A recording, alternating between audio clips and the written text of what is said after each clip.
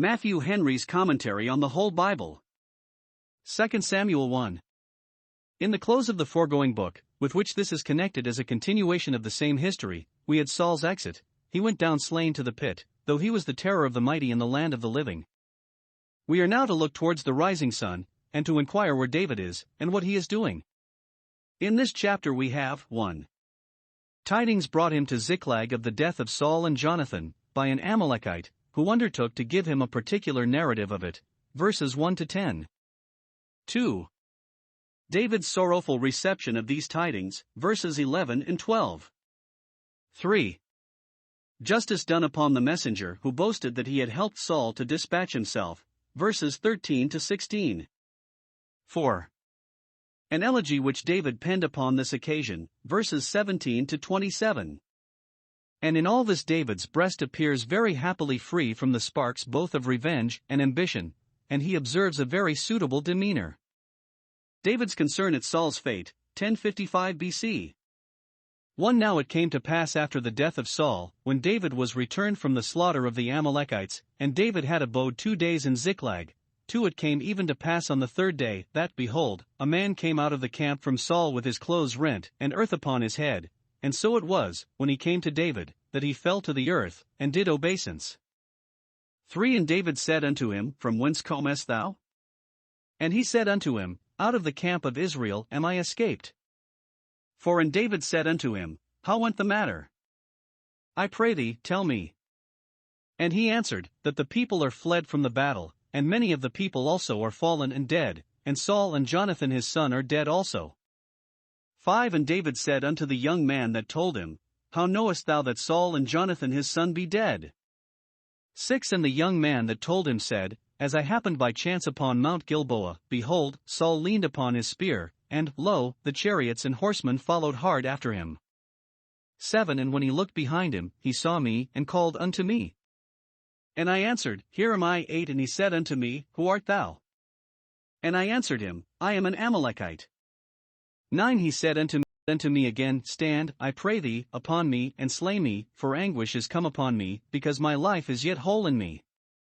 10. So I stood upon him, and slew him, because I was sure that he could not live after that he was fallen, and I took the crown that was upon his head, and the bracelet that was on his arm, and have brought them hither unto my lord. Here is 1. David settling again in Ziklag, his own city, after he had rescued his family and friends out of the hands of the Amalekites. Verse 1. He abode in Ziklag. Thence he was now sending presents to his friends, 1 Samuel 30 verse 26, and there he was ready to receive those that came into his interests, not men in distress and debt, as his first followers were, but persons of quality in their country, mighty men of war, and captains of thousands, as we find, 1 Chronicles 12 verses 1 and 8 and 20. Such came day by day to him, God stirring up their hearts to do so, till he had a great host, like the host of God, as it is said, 1 Chronicles 12 verse 22. The secret springs of revolutions are unaccountable, and must be resolved into that providence which turns all hearts as the rivers of water. 2. Intelligence brought him thither of the death of Saul. It was strange that he did not leave some spies about the camp, to bring him early notice of the issue of the engagement, a sign that he desired not Saul's woeful day, nor was impatient to come to the throne, but willing to wait till those tidings were brought to him which many a one would have sent more than halfway to meet. He that believes does not make haste, takes good news when it comes, and is not uneasy while it is in the coming. 1. The messenger presents himself to David as an express, in the posture of a mourner for the deceased prince, and a subject to the succeeding one. He came with his clothes rent, and made obeisance to David, verse 2, pleasing himself with the fancy that he had the honor to be the first that did him homage as his sovereign, but it proved he was the first that received from him sentence of death as his judge. He told David he came from the camp of Israel, and intimated the bad posture it was in when he said he had escaped out of it, having much ado to get away with his life, verse 3. 2. He gives him a general account of the issue of the battle. David was very desirous to know how the matter went, as one that had more reason than any to be concerned for the public, and he told him very distinctly that the army of Israel was routed, many slain, and, among the rest, Saul and Jonathan, verse 4. He named only Saul and Jonathan, because he knew David would be most solicitous to know their fate, for Saul was the man whom he most feared and Jonathan the man whom he most loved. 3. He gives him a more particular account of the death of Saul. It is probable that David had heard, by the report of others, what the issue of the war was, for multitudes resorted to him, it should seem, in consequence, but he was desirous to know the certainty of the report concerning Saul and Jonathan, either because he was not forward to believe it, or because he would not proceed upon it to make his own claims till he was fully assured of it. He therefore asks, "How knowest thou that Saul and Jonathan are dead?" In answer to which the young man tells him a very ready story, putting it past doubt that Saul was dead, for he himself had been not only an eyewitness of his death, but an instrument of it, and therefore David might rely upon his testimony.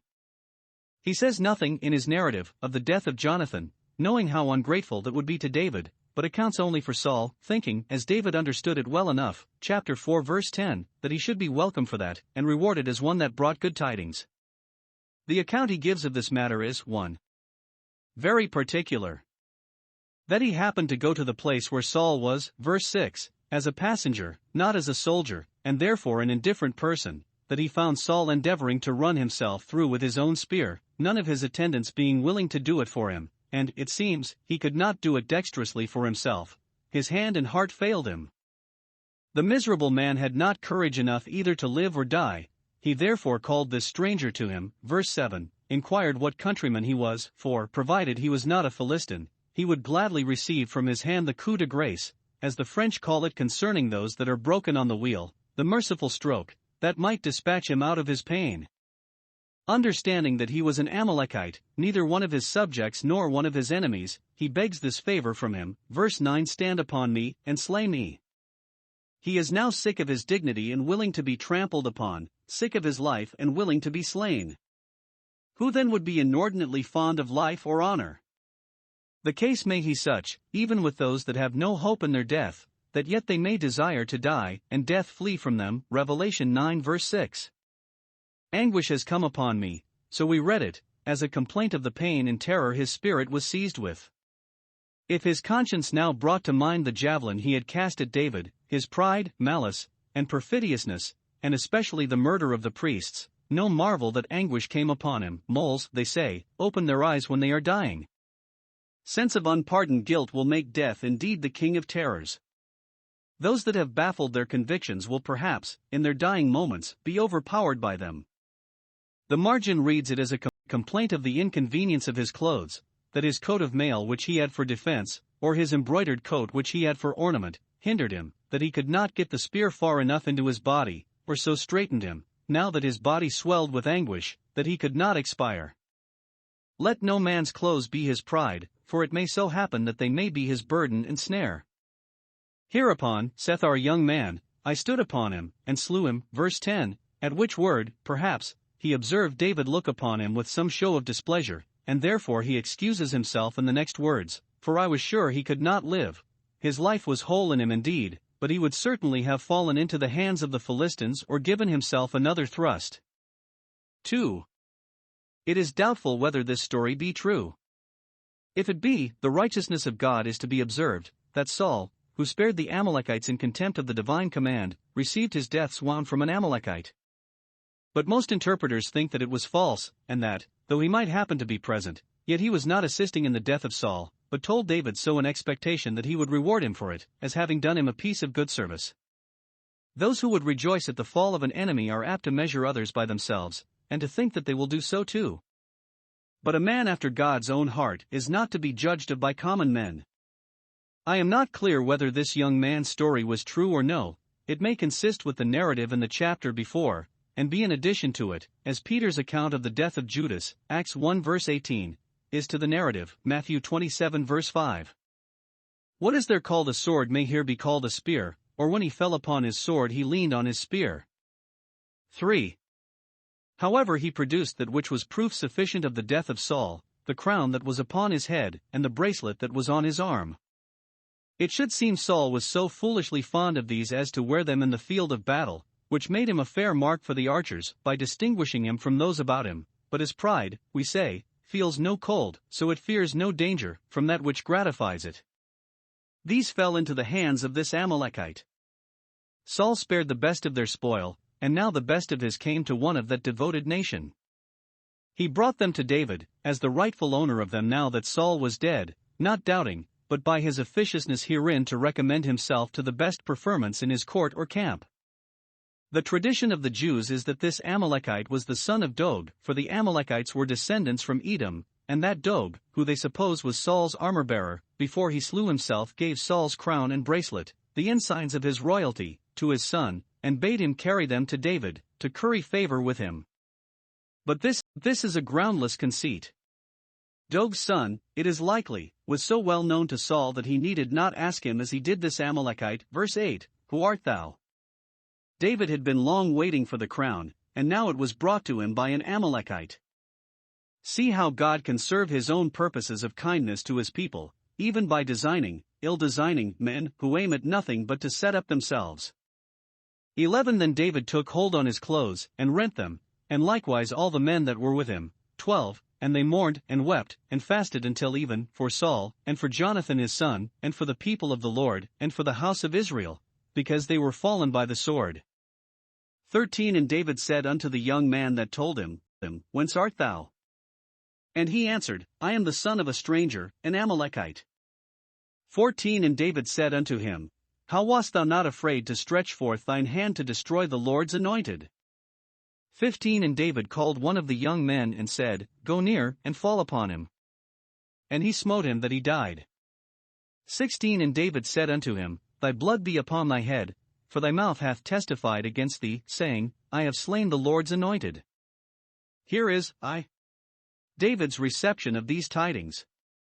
So far was he from falling into a transport of joy, as the Amalekite expected, that he fell into a passion of weeping, rent his clothes, verse 11, mourned and fasted, verse 12, not only for his people Israel and Jonathan his friend but for Saul his enemy. This he did, not only as a man of honor, in observance of that decorum which forbids us to insult over those that are fallen, and requires us to attend our relations to the grave with respect, whatever we lost by their life or got by their death, but as a good man and a man of conscience, that had forgiven the injury Saul had done him and bore him no malice. He knew it, before his son wrote it, Proverbs 24 verses 17 and 18, that if we rejoice when our enemy falls the Lord sees it, and it displeases him, and that he who is glad at calamities shall not go unpunished, Proverbs 17 verse 5. By this it appears that those passages in David's Psalms which express his desire of, and triumph in, the ruin of his enemies, proceeded not from a spirit of revenge, nor any irregular passion, but from a holy zeal for the glory of God and the public good. For by what he did here, when he heard of Saul's death, we may perceive that his natural temper was very tender, and that he was kindly affected even to those that hated him. He was very sincere, no question, in his mourning for Saul, and it was not pretended, or a copy of his countenance only. His passion was so strong, on this occasion, that it moved those about him, all that were with him, at least in complaisance to him, rent their clothes, and they fasted till even in token of their sorrow, and probably it was a religious fast. They humbled themselves under the hand of God and prayed for the repairing of the breaches made upon Israel by this defeat. 2. The reward he gave to him that brought him the tidings. Instead of preferring him, he put him to death, judged him out of his own mouth, as a murderer of his prince, and ordered him to be forthwith executed for the same. What a surprise was this to the messenger, who thought he should have favor shown him for his pains. In vain did he plead that he had Saul's order for it, that it was a real kindness to him, that he must inevitably have died. All those pleas are overruled. Thy mouth has testified against thee, saying, I have slain the Lord's anointed, verse 16, therefore thou must die. Now, 1. David herein did not do unjustly. For 1. The man was an Amalekite. This, lest he should have mistaken it in his narrative, he made him own a second time, verse 13. That nation, and all that belonged to it, were doomed to destruction, so that, in slaying him, David did what his predecessor should have done and was rejected for not doing. 2. He did himself confess the crime, so that the evidence was, by the consent of all laws, sufficient to convict him, for every man is presumed to make the best of himself. If he did as he said, he deserved to die for treason, verse 14, doing that which, it is probable, he heard Saul's own armor-bearer refuse to do. If not, yet by boasting that he had done it he plainly showed that if there had been occasion he would have done it, and would have made nothing of it, and, by boasting of it to David, he showed what opinion he had of him, that he would rejoice in it, as one altogether like himself. which was an intolerable affront to him who had himself once and again refused to stretch forth his hand against the Lord's anointed. And his lying to David, if indeed it was a lie, was highly criminal, and proved, as sooner or later that sin will prove, lying against his own head. 2. He did honorably and well.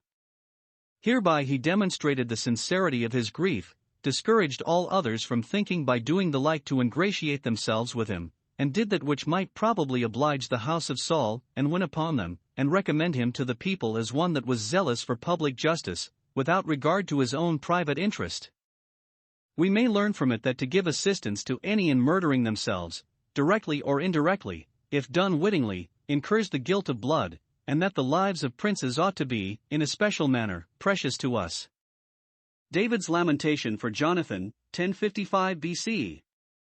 17. And David lamented with this lamentation over Saul, and over Jonathan his son. 18. Also he bade them teach the children of Judah the use of the bow. Behold, it is written in the book of Jasher. 19. The beauty of Israel is slain upon thy high places. How are the mighty fallen? 20. Tell it not in Gath, publish it not in the streets of Askelon, lest the daughters of the Philistines rejoice, lest the daughters of the uncircumcised triumph. 21. Ye mountains of Gilboa, let there be no dew, neither let there be rain, upon you, nor fields of offerings, for there the shield of the mighty is vilely cast away, the shield of Saul, as though he had not been anointed with oil.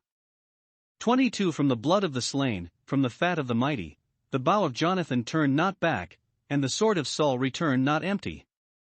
23. Saul and Jonathan were lovely and pleasant in their lives, and in their death they were not divided, they were swifter than eagles, they were stronger than lions. 24. Ye daughters of Israel, weep over Saul, who clothed you in scarlet, with other delights, who put on ornaments of gold upon your apparel. 25. How are the mighty fallen in the midst of the battle? O Jonathan, thou wast slain in thine high places. 26. I am distressed for thee, my brother Jonathan, very pleasant hast thou been unto me, thy love to me was wonderful, passing the love of women. 27. How are the mighty fallen, and the weapons of war perished? When David had rent his clothes, mourned, and wept, and fasted, for the death of Saul, and done justice upon him who made himself guilty of it, one would think he had made full payment of the debt of honor he owed to his memory, yet this is not all. We have here a poem he wrote on that occasion, for he was a great master of his pen as well as of his sword. By this elegy he designed both to express his own sorrow for this great calamity, and to impress the like on the minds of others, who ought to lay it to heart. The putting of lamentations into poems made them, 1. The more moving and affecting. The passion of the poet or singer is, by this way, wonderfully communicated to the readers and hearers. 2. The more lasting. Thus they were made, not only to spread far, but to continue long, from generation to generation. Those might gain information by poems that would not read history. Here we have 1. The orders David gave with this elegy. Verse 18. He bade them teach the children of Judah, his own tribe, whatever others did, the use of the bow either. 1. The bow used in war.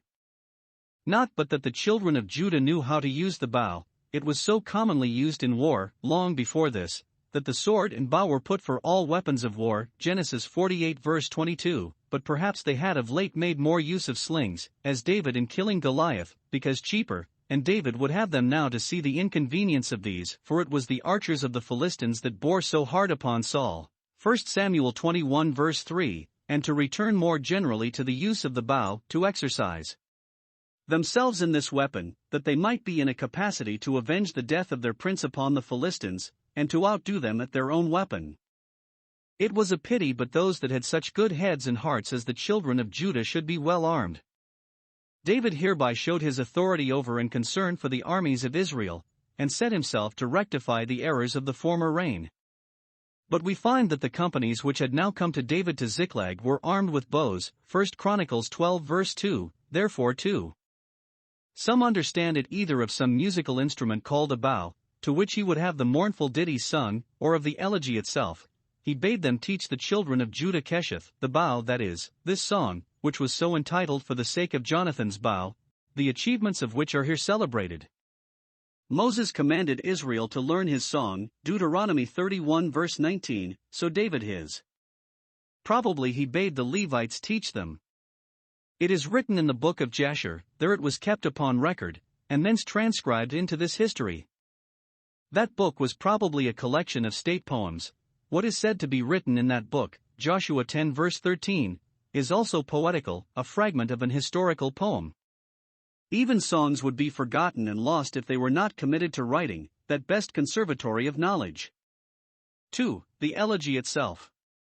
It is not a divine hymn, nor given by inspiration of God to be used in divine service, nor is there any mention of God in it, but it is a human composition, and therefore was inserted, not in the book of Psalms, which, being of divine original, is preserved, but in the book of Jasher, which, being only a collection of common poems, is long since lost.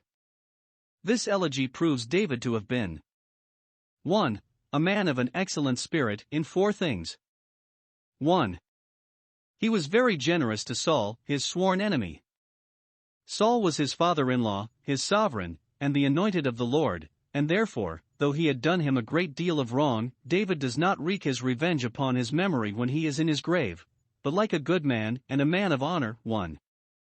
He conceals his faults, and, though there was no preventing their appearance in his history, yet they should not appear in this elegy. Charity teaches us to make the best we can of everybody, and to say nothing of those of whom we can say no good, especially when they are gone. De mortuis nil nisi bonum, say nothing but good concerning the dead. We ought to deny ourselves the satisfaction of making personal reflections upon those who have been injurious to us, much more drawing their character thence, as if every man must of necessity be a bad man that has done ill by us. Let the corrupt part of the memory be buried with the corrupt part of the man, earth to earth, ashes to ashes. Let the blemish be hidden, and a veil drawn over the deformity. 2. He celebrates that which was praiseworthy in him. He does not commend him for that which he was not, says nothing of his piety or fidelity. Those funeral commendations which are gathered out of the spoils of truth are not at all to the praise of those on whom they are bestowed, but very much the dispraise of those who unjustly misplace them. But he has this to say in honor of Saul himself: first, that he was anointed with oil, verse 21, the sacred oil, which signified his elevation to, and qualification for, the government. Whatever he was otherwise, the crown of the anointing oil of his God was upon him, as is said of the high priest, Leviticus 21 verse 12, and on that account he was to be honored, because God, the fountain of honor, had honored him. Secondly, that he was a man of war, a mighty man, verses 19 to 21, that he had often been victorious over the enemies of Israel, and vexed them whithersoever he turned, 1 Samuel 14 verse 47. His sword returned not empty, but satiated with blood and spoil, verse 22. His disgrace and fall at last must not make his former successes and services to be forgotten. Though his sun set under a cloud, time was when it shone brightly. Thirdly, that take him with Jonathan, he was a man of a very agreeable temper, that recommended himself to the affections of his subjects, verse 23. Saul and Jonathan were lovely and pleasant. Jonathan was always so, and Saul was so as long as he concurred with him. Take them together, and in the pursuit of the enemy, never were men more bold, more brave. They were swifter than eagles and stronger than lions. Observe, those that were most fierce and fiery in the camp were no less sweet and lovely in the court, as amiable to the subject as they were formidable to the foe. A rare combination of softness and sharpness they had, which makes any man's temper very happy. It may be understood of the harmony and affection that for the most part subsisted between Saul and Jonathan. They were lovely and pleasant one to another, Jonathan a dutiful son, Saul an affectionate father, and therefore dear to each other in their lives, and in their death they were not divided, but kept close together in the stand they made against the Philistines, and fell together in the same cause. Fourthly, that he had enriched his country with the spoils of conquered nations, and introduced a more splendid attire. When they had a king like the nations, they must have clothes like the nations, and herein he was, in a particular manner, obliging to his female subjects, verse 24. The daughters of Israel he clothed in scarlet, which was their delight. 2. He was very grateful to Jonathan, his sworn friend. Besides the tears he shed over him, and the encomiums he gives of him in common with Saul, he mentions him with some marks of distinction, verse 25. O Jonathan, Thou wast slain in thy high places. Which, compared with verse 19, intimates that he meant him by the beauty of Israel, which, he there says, was slain upon the high places. He laments Jonathan as his particular friend, verse 26, my brother, Jonathan, not so much because of what he would have been to him if he had lived, very serviceable no doubt in his advancement to the throne and instrumental to prevent those long struggles which, for want of his assistance, he had with the house of Saul. Had this been the only ground of his grief it would have been selfish, but he lamented him for what he had been. Very pleasant hast thou been unto me, but that pleasantness is now over, and I am distressed for thee. He had reason to say that Jonathan's love to him was wonderful. Surely never was the like, for a man to love one who he knew was to take the crown over his head, and to be so faithful to his rival. This far surpassed the highest degree of conjugal affection and constancy. See here, 1.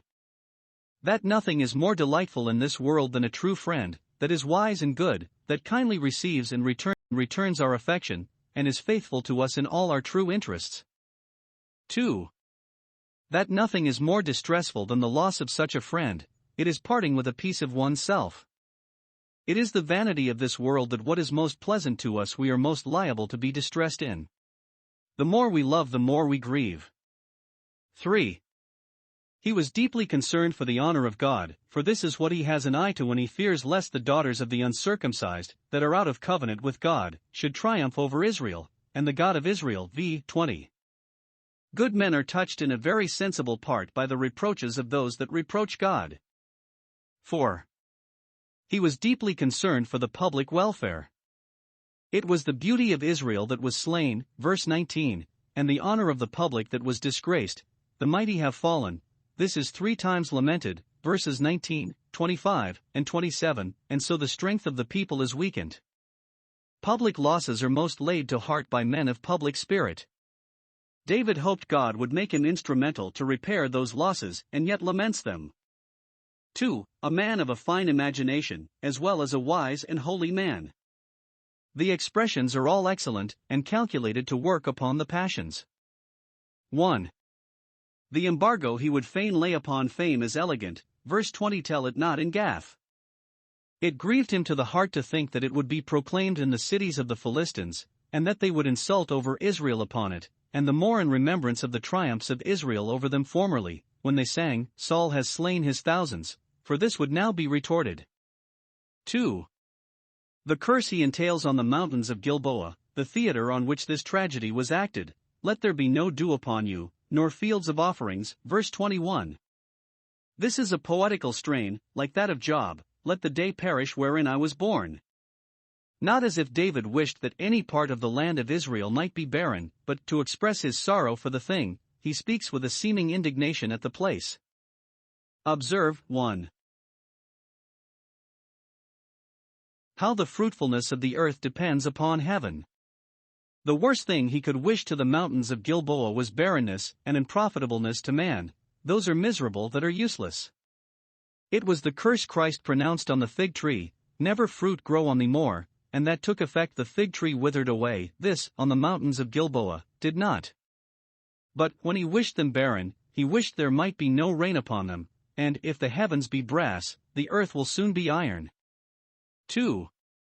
How the fruitfulness of the earth must therefore be devoted to heaven, which is intimated in his calling the fruitful fields fields of offerings. Those fruits of their land that were offered to God were the crown and glory of it, and therefore the failure of the offerings is the saddest consequent of the failure of the corn. See Joel 1 verse 9. Joel 1 verse 9. To want that wherewith we should honor God is worse than to want that wherewith we should sustain ourselves.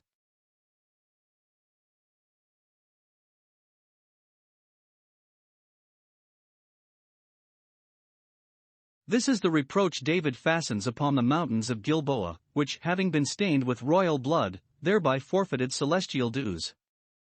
In this elegy Saul had a more honorable interment than that which the men of Jabesh Gilead gave him.